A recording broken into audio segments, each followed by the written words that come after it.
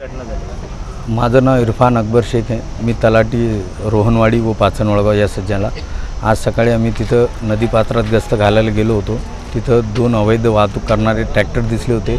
आम्ही त्यांच्यावर कारवाई करून त्यांना तहसील कार्यालयाला आणत होतो. तहसील कार्यालयाला आणताना वाळूचे जे ट्रॅक्टर मालक हे होते त्यांनी आमच्यावर जीवे मारण्याचा प्रयत्न व हमला केला. मग आम्ही तिथून येऊन आता इथं तालुका पोलीस स्टेशनला फिर्याद दिली त्यांच्या विरुद्ध.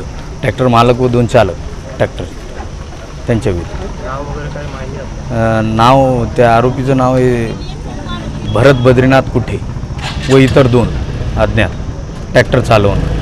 सकाळी किती वाजता केलं? सकाळी 7:15 झालं. सारवाडी ते पाचनवळगाव या रोडवर झालं ही घटना झाली. घटना एकंदरीत कशी झाली? सकाळी आम्ही तिथं गस्त घालायला गेलो होतो. आपल्या गावातून फोन आले होते की इथं अवैध उत्खनन चालू आहे. त्यामुळं आम्ही तिथं नदीपात्रात गेलो असता तिथून मग ते आम्हाला सापडल्यानंतर आम्ही त्यांना दंडात्मक कारवाईसाठी तहसीलला घेऊन येत होतो. मग घेऊन येत असताना एक ट्रॅक्टर पळून गेलं तिथून. मग दुसऱ्यांना बी मग हे त्यांचे सहकारी बोलून तिथं मारलं आणि त्याच्यानंतर ते पळून गेले. तिथून पळ काढला आणि जीवे मारण्याची धमकी दिली.